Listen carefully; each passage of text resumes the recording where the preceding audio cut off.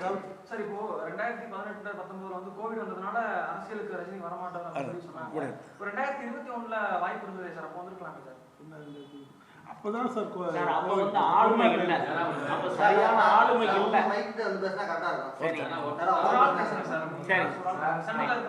சரி பேசுங்க சார். அரசியல்ங்கிறது வந்து இது ஆசைப்படுற விஷயம் கிடையாது. ரஜினிகாந்துங்கிறவர் வந்து ஒரு கிட்டத்தட்ட ஒரு 40 வருஷத்துக்கு மேலே தமிழகத்தில் வேறு ஊன்ற கம்பி இல்லாத மின்சாரம். தமிழகத்தில் ரஜினின்னு சொன்னால் தெரியாது கிடையாது, இந்தியாவுக்கு தெரியும்.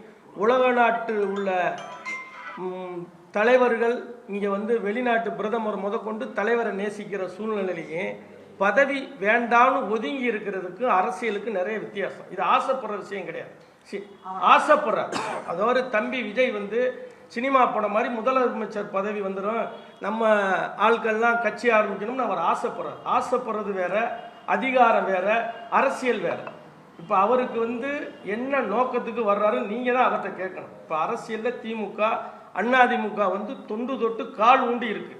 இதில் இவர் என்ன மாற்றம் செய்ய போறாருங்கிற சப்ஜெக்டே அவர் பேசாமல் ரஜினிகாந்துங்கிற ஒரு விஷயத்த அவர் தம்பி அவர் ஆதவன் இருக்கார் பாருங்க, அவர் சர்வ கட்சிக்கு போறவர்.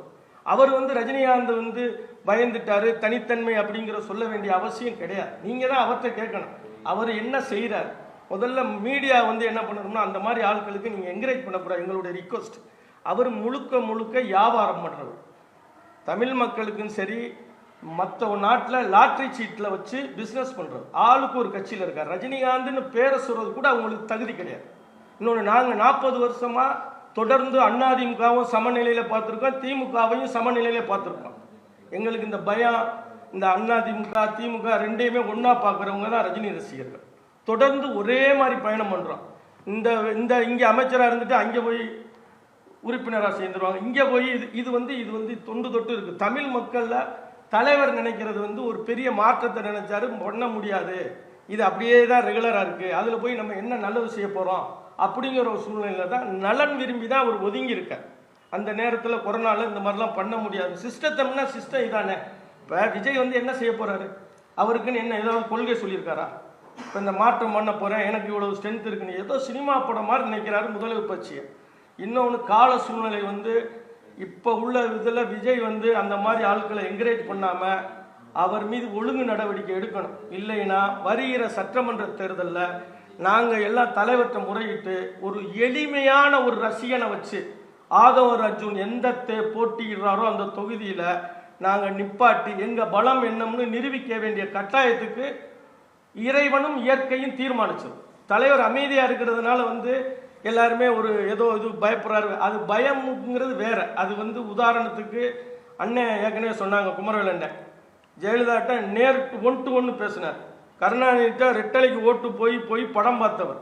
அப்படி உள்ளவர் வந்து மக்களை விரும்புகிறார். அவர் மக்களுக்கு ஏதாவது ஒரு செய்யணும் அப்படின்னு சொல்லி ஒதுங்கி போகிறார்.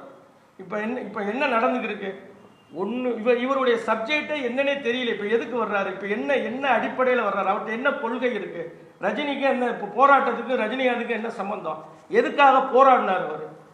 இது வந்து திசை திருப்பி இந்த மாதிரி வர்றவங்க போகிறவங்களாம் ரஜினிகாந்தை பேசிக்கிட்டே இருந்தால் நாங்கள் இப்படியே போயிட்டே இருக்க முடியுமா? எங்களுக்கு இல்லை, நாங்கள் எந்தாவது ஒரு ஆளுங்கட்சியில் போய் ரஜினி சரி இங்கே நின்றோம் அங்கே நின்றோம் ஏதோ வரலாறு இருக்கா? கிடையவே கிடையாது. எங்கள் இலக்கு வேற.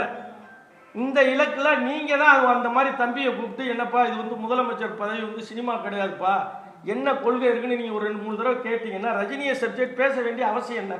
அந்த இடத்துல இப்போ ஆதவ அர்ஜுனங்கிறவர் யார்? ஒரு லாட்ரி சீட்டு வியாபாரி மகளை கல்யாணம் பண்ணவர். அதை தவிர அரசியலுக்கு அவருக்கு என்ன சம்பந்தம் இருக்கு? நீங்கள் தான் அவரை கேட்கணும். ரஜினிங்கிற சப்ஜெக்ட் அவர் தொடவே கூடாது. ஏங்க, ஒரு இந்தியாவில் 95 நரசிம்மராவ் வந்து வெயிட் பண்ணுற தலைவர். அவர் அன்னைக்கிலிருந்து இன்னைக்கு வர ஒரு தனிப்பெரும் தலைவர். இன்னைக்கு நினைச்சா கூட 95 40 சீட்டை வந்து 7 நிமிஷம் தான் பேட்டி கொடுத்தார். 40 சீட்டு சைக்கிள் சின்னம் வந்துச்சு, 20 சீட்டு பாராளுமன்றம் வந்துச்சு. திமுக சரித்திரத்திலே தனி மெஜாரிட்டி வந்த ஒரே ஒரு தேர்தல் வந்து 95 தான். அது வந்து அனைவருக்குமே 96 தான் ஒரு மிகப்பெரிய மாற்றத்துக்கு காரணம். இப்பவுமே பதவி அவர் விரும்பல, எங்களை தொட்டுட்டாரு.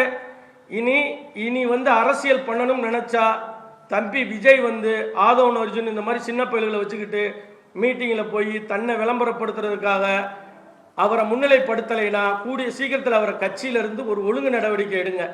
நீங்கள் உங்கள் அரசியலுக்குள்ளே நாங்கள் வரலை, தலைவரை சொன்னீங்கன்னா அது மாதிரி இந்த பல்வேறு விளைவுகளை நீங்கள் ஒவ்வொரு அடியாக நீங்கள் சந்திக்கிறதுக்கு தயாராக இருங்க.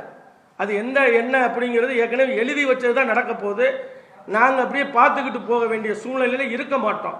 ஒரு எளிமையான ரசிகன், ரஜினி ரசிகன் எந்த தொகுதியில் ஆதவன் அர்ஜுன் இருக்கிறாரோ அதை எதிர்த்து கண்டிப்பாக நிப்பாட்டி ஒரு பெரிய மாற்றத்தை எங்களால் உருவாக்க முடியுங்கிறதுக்கு தள்ளப்பட்டிருப்போம்.